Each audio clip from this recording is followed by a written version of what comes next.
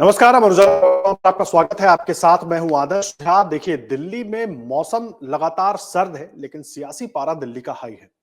और उस बीच बार बार सवाल उठ रहे थे कि आम आदमी पार्टी ने अपने सभी उम्मीदवारों की घोषणा कर दी, कांग्रेस ने लिस्टें निकाल दी, लेकिन बीजेपी के उम्मीदवारों की घोषणा कब होगी? तो अब वो इंतजार खत्म हो गया है। बीजेपी ने आज 29 उम्मीदवारों की पहली लिस्ट जारी कर दी है।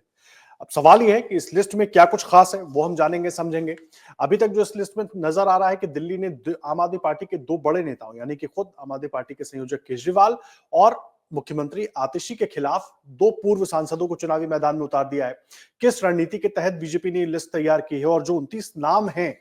किस तरीके से उनको मैदान में उतारा जाएगा और क्या सोच के साथ उतारा गया, ये जानना समझना बेहद अहम है। और इसी हिसाब से अगर आपकी कांग्रेस की और आप बीजेपी की लिस्ट को देखें तो लड़ाई कितनी दिलचस्प नजर आती है, जानना समझना बहुत जरूरी है। और इस पर बात करने के लिए मेरे सहयोगी अमित शर्मा हमारे साथ जुड़ गए हैं। अमित जी, बहुत स्वागत है आपका। बीजेपी की लिस्ट का लगातार हम लोग इंतजार कर रहे थे और अब 29 नाम आ गए हैं। सबसे पहले तो क्योंकि आप लगातार आम आदमी पार्टी हो, कांग्रेस हो, बीजेपी हो, सब पर नजर बनाए हुए थे, कैसे देखें इस लिस्ट को? रणनीति के तहत किस तरीके से देख रहे हैं आप इस लिस्ट को? सर, नमस्कार और अपने सभी दर्शकों को नमस्कार। मैं जो बीजेपी की पहली लिस्ट आई है, इस पर सबसे पहली प्रतिक्रिया अगर कुछ दी जा सकती है तो वो ये दी जा सकती है कि चूंकि बीजेपी बहुत ज्यादा उत्साहित है इस बार चुनाव परिणामों को लेकर के, उसको लगता है कि इस बार दिल्ली विधानसभा का चुनाव उसके लिए बहुत अच्छा रहने वाला है। इसके लिए माना यही जा रहा था कि वो अपना सब कुछ दांव पर लगाने को तैयार है और यही चीज यहाँ पर लिस्ट में दिखाई पड़ रही है। जिस तरीके से कांग्रेस की पहली लिस्ट ने लोगों को चौंकाया था, कांग्रेस ने अपने सभी दिग्गजों को मैदान में उतार दिया था। इवन की संदीप दीक्षित को अरविंद केजरीवाल, जो आम आदमी पार्टी की तरफ से मुख्यमंत्री के चेहरे होंगे चुनाव के बाद में, उनके सामने उतारा गया है। ठीक उसी तरीके से बीजेपी ने अपनी इस पहली लिस्ट से मतदाताओं को भी, दिल्ली के लोगों को भी, अपने पार्टी के कार्यकर्ताओं को भी, सबको ये कहीं ना कहीं आप कहें कि एक ये संकेत देने की कोशिश किया है कि उसने अपने सभी बड़े नेताओं को उतार दिया है इस महत्वपूर्ण चुनाव में, बेहद महत्वपूर्ण चुनाव में। और सबसे पहले आदर्श जी, एक महत्वपूर्ण बात यहाँ पर अपने दर्शकों को, हम लोगों को साझा करनी चाहिए।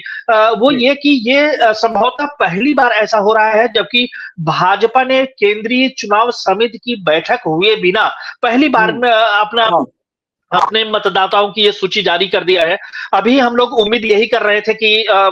जो सीईसी की बैठक है, केंद्रीय चुनाव समिति की बैठक है, वो जल्द से जल्द हो सकती है। माने 2024 के बाद लग रहे थे कि आज सीईसी की बैठक होगी, उसके बाद लिस्ट आ सकती है। लिस्ट पहले जी जी, बल्कि कहें कि कल लिस्ट माने बैठक की बात कही जा रही थी कि जब कल प्रधानमंत्री नरेंद्र मोदी 5 तारीख को जापानी पार्क में एक बड़ी रैली को संबोधित करने वाले हैं। उसके बाद माना यह जा रहा था कि शाम को, रविवार शाम को पार्टी के हेड ऑफिस पर सीईसी की बैठक होगी और उसमें सभी नामों पर विचार विमर्श किया जाएगा। लेकिन ये बहुत लोगों को, काफी लोगों को हैरान कर रहा है कि बिना सीईसी की बैठक के ये भाजपा ने पहली बार अपने उम्मीदवारों की सूची जारी किया है। तो ये अपने आप में बहुत महत्वपूर्ण है। दूसरा, ये जहां पर उम्मीदवारों के बारे में बात करें तो एक उम्मीदवार जिसके बारे में बहुत पहले से चर्चा की जा रही थी, वो निश्चित रूप से साहब सिंह वर्मा थे, जो कि लगातार फील्डिंग कर रहे थे अरविंद केजरीवाल के अगेंस्ट। प्रवेश साहब सिंह वर्मा, जी जी, मैं उन्हीं की बात कर रहा हूं। तो प्रवेश जी को पहले ही उन्होंने अपने ट्विटर हैंडल से इस तरह के संकेत देने शुरू कर दिए थे और केजरीवाल पर जिस तरीके से अटैक कर रहे थे, तो चर्चा यही थी कि उनको जो है केजरीवाल के सामने मैदान में उतारा जाएगा और उनको कहीं ना कहीं पार्टी में संकेत दिया गया था, उनको कहा गया था। और उसके बाद ही जो है प्रवेश जी ने इस तरह की फील्ड किया, क्योंकि बीजेपी का जो एक नॉर्मली कल्चर है कि वो उनके पार्टी के जो नेता है वो इस तरह की बातों को अपने स्तर से आगे बढ़कर के कुछ कहने से बचते हैं, क्योंकि पार्टी आलाकमान क्या निर्णय लेगी इसके बारे में जब तक जानकारी नहीं होती तब तक कुछ कहने से लोग बचते हैं। तो यहां पर हम वही देख रहे हैं कि भाजपा ने अरविंद केजरीवाल को नई दिल्ली में अपने एक उस लड़के को, कहे हम, अब मैं शब्द बहुत सोच समझ करके इस्तेमाल कर रहा हूं, अपने बिल्कुल युवा चेहरे को अरविंद केजरीवाल के सामने उतारा है, जो और उनको जो है चुनौती देने की कोशिश किया है। इस प्रकार से दिल्ली की जो सबसे महत्वपूर्ण, सबसे हॉट सीट मानी जाती है, नई दिल्ली की सीट, वहां पर एक तरफ अरविंद केजरीवाल आम आदमी पार्टी की तरफ से होंगे, कांग्रेस की तरफ से संदीप दीक्षित जो शीला दीक्षित के बेटे होंगे, और तीसरे यहां पर भाजपा से आए हैं प्रवेश साहब सिंह वर्मा, जो कि पूर्व मुख्यमंत्री साहब सिंह वर्मा के बेटे हैं। नई दिल्ली की एक पूरे दिल्ली की राजनीति में अगर कहें तो साहब सिंह वर्मा एक जाट समुदाय से जो संबंध रखते हैं वो बहुत महत्वपूर्ण यहाँ पर ट्रम्प कार्ड साबित हो सकते हैं बीजेपी के लिए। तो ऐसे यहाँ पर चलती है वो थोड़ा सा देखने वाली बात होगी। जी आप अहम बात कह रहे हैं और देखिए बड़ा अहम है क्योंकि लगातार इस बात की चर्चा और कयास हम लोग पहले भी लगते रहे हैं और उस बात की चर्चा हम आप भी करते रहे हैं कि बीजेपी किस रणनीति के तहत आगे बढ़ेगी और वही रणनीति अब दिख भी रही है। मुझे एक बात बताइए, मैं एक चीज समझना चाह रहा हूँ, 29 सीटों पर उम्मीदवारों को घोषित किया गया है। बीजेपी के लिए इस बार पूरी कोशिश ये होगी कि वो ज्यादा से ज्यादा सीटें दिल्ली की विधानसभा में जीते। सियासी गणित खास करके अरविंद केजरीवाल जिस तरीके से जमीन पर हैं, कल प्रधानमंत्री नरेंद्र मोदी जब शुक्रवार को उन्होंने सभा की उसमें जिस तरीके से आरोप लगाया, उसके बाद इस लिस्ट का आना, किस तरीके से पूरा गणित आप देख पा रहे हैं? क्योंकि अब नैरेटिव बनाने की कोशिश भी बीजेपी ने शुरू कर दी है। अभी तक केजरीवाल सवाल कर रहे थे, अब पीएम ने इतने सवाल कर दिए कि केजरीवाल को जवाब देना होगा। बिल्कुल आप ठीक कह रहे हैं। प्रधानमंत्री की जो जनसभा है, जो ये रैली हुई है, इसके बाद से ही ये माना जा रहा था कि दिल्ली की चुनावी हवा, चुनावी फिजा पूरी तरीके से बदल जाएगी और वैसा ही हुआ। बीजेपी ने एकदम चौंकाते हुए 29 नामों की घोषणा भी कर दिया। अब आप देख रहे हैं कि प्रधानमंत्री नरेंद्र मोदी सीधा आम आदमी पार्टी को आपदा पार्टी कह रहे हैं। वो दिल्ली के ऊपर उनको एक आपदा के रूप में बता रहे हैं और प्रधानमंत्री जी के उन शब्दों को थोड़ा सा ध्यान में देखना चाहिए कि शीश महल तो मैं भी बनवा सकता था, अगर मैं चाहता तो शीश महल मैं भी बनवा सकता था, लेकिन मेरे लिए प्राथमिकता दिल्ली के और पूरे देश के 4 करोड़ वो गरीब परिवार थे जिनके सर पर छत नहीं थी। ये कहीं ना कहीं बीजेपी का एक वो नैरेटिव है जिसमें कि दिल्ली के झुग्गी झोपड़ी वाले जितने हैं उनको जो उन्होंने 1675 जो है झुग्गियां देने की कोशिश किया है, जो उनको आवास देने की कोशिश किया है, ये एक नैरेटिव एस्टेब्लिश करने का काम इसलिए है क्योंकि झुग्गी झोपड़ियां यहाँ पर दिल्ली की, आप जानते हैं सर कि वो यहाँ के चुनाव परिणाम को तय करने में बहुत बड़ी, बहुत महत्वपूर्ण भूमिका निभाती हैं। और बीजेपी ने एक झुग्गी झोपड़ी सेल ही स्पेशली एस्टेब्लिश कर दिया था अपने दिल्ली संगठन में, जहां पर कि उनके एक नेता विष्णु मित्तल जी हैं, वो लगातार इसमें प्रवास करके वहां पर लोगों को समझाने की कोशिश कर रहे थे कि अगर बीजेपी सत्ता में आती है तो गरीब परिवारों को छत देने का काम किया जाएगा, प्रधानमंत्री आवास के तहत सबको मकान देने की कोशिश की जाएगी, जहां झुग्गी है वहीं पर उनको मकान दिया जाएगा। ये करके बीजेपी लगातार इस बात को एस्टेब्लिश करने की कोशिश कर रही थी कि उनके लोग जो है, जो झुग्गी झोपड़ियों के मतदाता हैं वो उनके साथ में जुड़े। ये इसलिए बहुत ज्यादा महत्वपूर्ण था क्योंकि केजरी, चाहे इसके पहले हम 15 साल पहले की बात कर लें, जब शीला दीक्षित जी हुआ करती थी तब कांग्रेस की सत्ता लाने में ये झुग्गी झोपड़ी बहुत महत्वपूर्ण रोल अदा करती थी। जब से आम आदमी पार्टी की सत्ता में माने राजनीति में उदय हुआ है तो पिछले 11-12 साल से कल तो प्रधानमंत्री नरेंद्र मोदी ने जिस तरीके से मकानों को एक तरीके से हैंडओवर किया, उसके साथ उन्होंने ये सवाल भी छोड़ दिया ना कि दिल्ली की जरूरत क्या है और जो जरूरत है वो हम पूरी कर रहे हैं, लेकिन इन्होंने तो कभी बात भी नहीं की। कभी अर्बन डेवलपमेंट मिनिस्ट्री के पास आए तो कोई प्रपोजल लेके कि झुग्गी झोपड़ी में रहने वालों के लिए हम घर बनाना चाहते हैं, ऐसा कुछ भी नहीं हुआ। ये एक दिल्ली की राजनीति का टसल है जो दोनों पार्टियों में, जब से आम आदमी पार्टी सत्ता में आई है तब से ये देखने को मिल रहा है। इसके पहले जब तक शीला दीक्षित जी की सरकार थी, केंद्र में अटल बिहारी जी की सरकार थी, तब तक कभी भी इस तरह का टसल दोनों पार्टियों के बीच में, दोनों सत्ता के केंद्रों के बीच में नहीं दिखाई पड़ता था। लेकिन जब से आम आदमी पार्टी और अरविंद केजरीवाल की राजनीति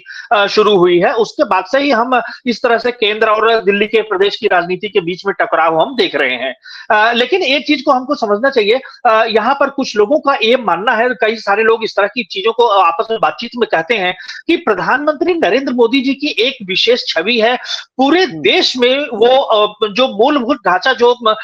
सड़कों का ढांचा है, कहीं पर निर्माण का कोई काम करना है, मोदी जी इसमें बहुत ज्यादा प्राथमिकता लेते हैं, आगे बढ़ करके इनिशिएट करते हैं, खुद वो उसमें अपना रोल निभाने की कोशिश करते हैं। सड़क,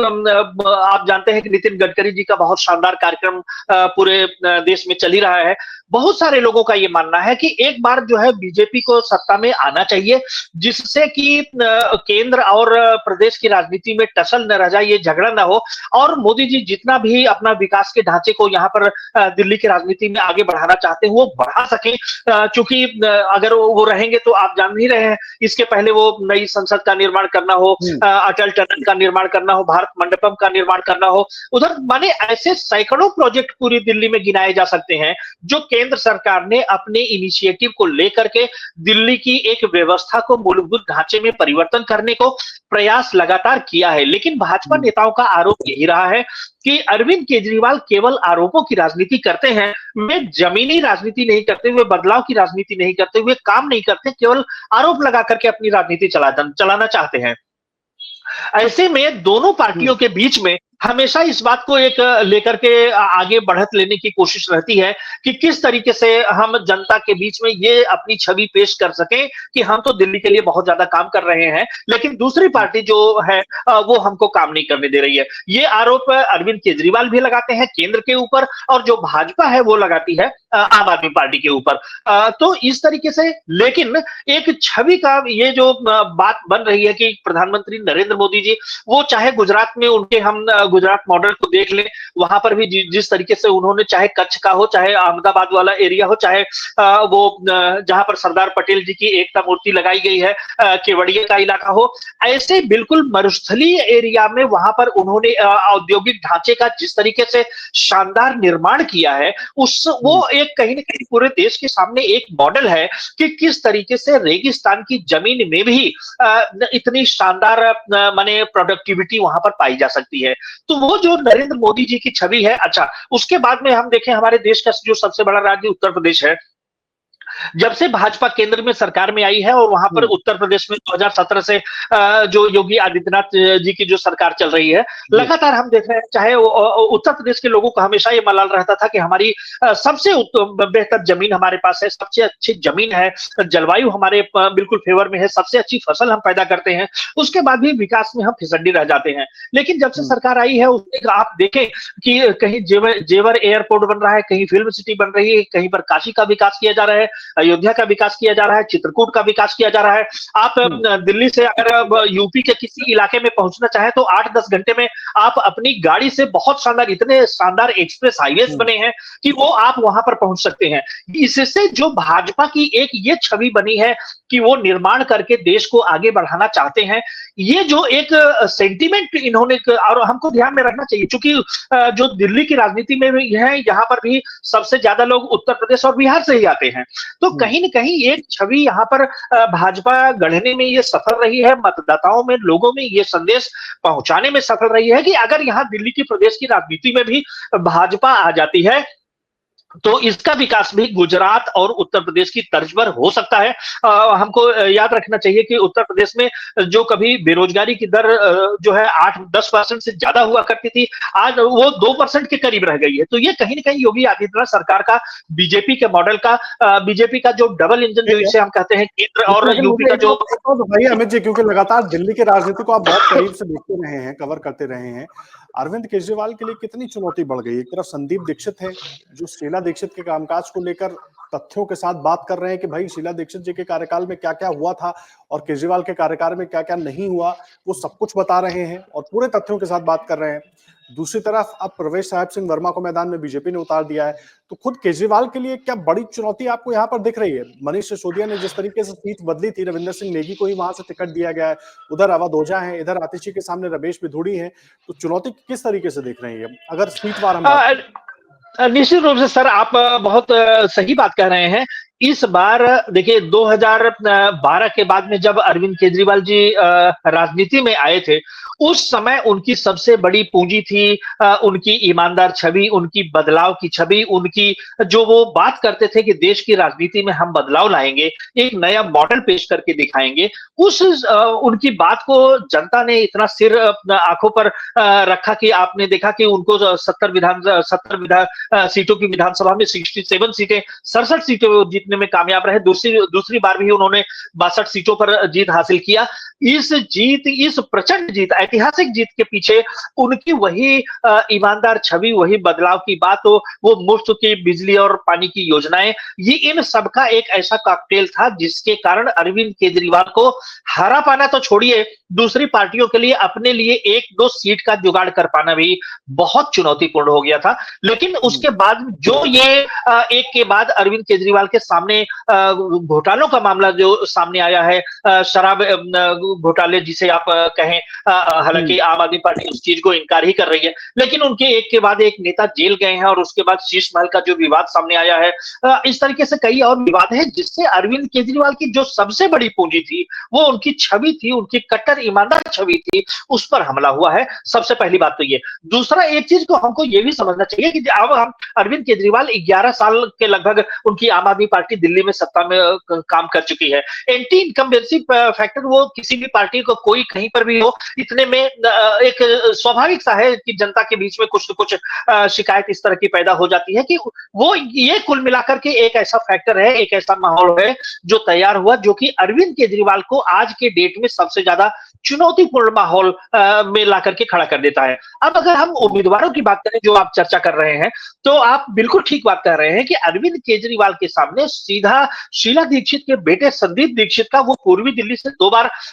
यहाँ पर सांसद रह चुके हैं, प्रवेश वर्मा जी 2 बार वो दक्षिणी दिल्ली से वो सांसद रह चुके हैं। तो इतने बड़े बड़े चेहरों के बीच में अब अरविंद केजरीवाल के लिए खुद अपनी सीट पर चुनौती बहुत ज्यादा कड़ी हो गई है। माना यह भी जा रहा है कि इस तरह की एक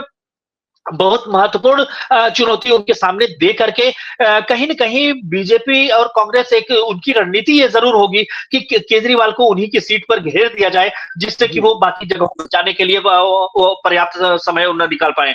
और ये अगर अरविंद केजरीवाल का विकेट गिरता है तो ये अपने आप में बहुत बड़ा लॉस होगा अरविंद केजरीवाल के लिए, आम आदमी पार्टी के लिए। ठीक इसी तरह की रणनीति आप देख रहे हैं कि आतिशी मार्लेना के सामने भी आप देखिए, कांग्रेस ने अभी कल लेट नाइट उन्होंने अलका लांबा को उतार दिया है। अलका लांबा एक बड़ी चेहरा है दिल्ली की राजनीति में। वो आम आदमी पार्टी के टिकट से 2015 में चांदनी चौक से विधायक भी रह चुकी हैं। उनका वो माने दिल्ली की प्रदेश की राजनीति में कांग्रेस में वो बहुत सक्रिय है। अभी भी वो महिला आयोग, महिला जो शाखा है कांग्रेस की, उसकी अध्यक्ष है। तो उनका एक बड़ा कद है, बड़ी चेहरा है, यहाँ लोकल में काफी अच्छी तरीके से लोग उनको जानते पहचानते हैं। अब उनके साथ में रमेश बिधूड़ी को उतारा गया है भाजपा की तरफ से। भाजपा का एक अपना वोटर क्लास है जिसको कि कोई डिनाई नहीं कर सकता। उसमें रमेश बिधूड़ी बीजेपी के पास उन चंद नेताओं में है जिनको कि आप बहुत जमीनी नेता कह सकते हैं। वो बिल्कुल एकदम यहाँ पर गांव देहात के लोगों की तरह से बात करते हैं। कहीं पर भी वो अपने कार्यकर्ताओं के बीच में, लोगों के बीच में पहुंच जाते हैं, उनसे बैठ करके बातचीत करने लगते हैं। उनके पास आप किसी समस्या को लेकर के जाइए, एक बार भी आपको ये नहीं कहेंगे कि नहीं आज आना और कल आना। वो तुरंत आपके मैटर को अपने हाथ में लेकर के जो भी उनसे बन पड़ेगा वो तुरंत कराने की कोशिश करते हैं। तो रमेश बिधूड़ी एक अपने आप में बहुत ज्यादा कद्दावर नेता आप कह सकते हैं दिल्ली की राजनीति का, जिनको कि दिल्ली की राजनीति की बड़ी गहरी समझ है और जमीनी पकड़ वो मतदाताओं पर रखते हैं। ऐसे में देखिए, आम आदमी पार्टी और कांग्रेस और जो भारतीय जनता पार्टी है, तीनों के बीच में ये जो दो सबसे महत्वपूर्ण सीटें होने वाली हैं, नई दिल्ली की सीट जो केजरीवाल की है और आतिशी जी की जो कालका जी की सीट है, दोनों पर बहुत जबरदस्त टक्कर देखने को मिल रही है। और अगर इन दोनों सीटों पर अगर आम आदमी पार्टी का कोई चेहरा हारता है तो उसका एक बहुत बड़ा संदेश ये जाने वाला है कि भाजपा और कांग्रेस ये कह सकेगी कि भाई इनके मुख्यमंत्री ही हार गए या मुख्यमंत्री पद के चेहरे हार गए। तो ये अपने आप में बहुत महत्वपूर्ण संदेश तो देखना होगा कि अब दिल्ली की जनता फैसला क्या करती है, क्योंकि अभी तक बीजेपी के टिकटों का इंतजार था। पहली लिस्ट आ गई है, 70 में से 29 सीटों पर उम्मीदवार घोषित किए जा चुके हैं और क्या परिस्थिति है वो अमित बखूबी अपने दर्शकों तक पहुंचा रहे थे। अमर उजाला जीवांजलि के सारथी की मदद लें और महाकुंभ में स्नान जरूर करें।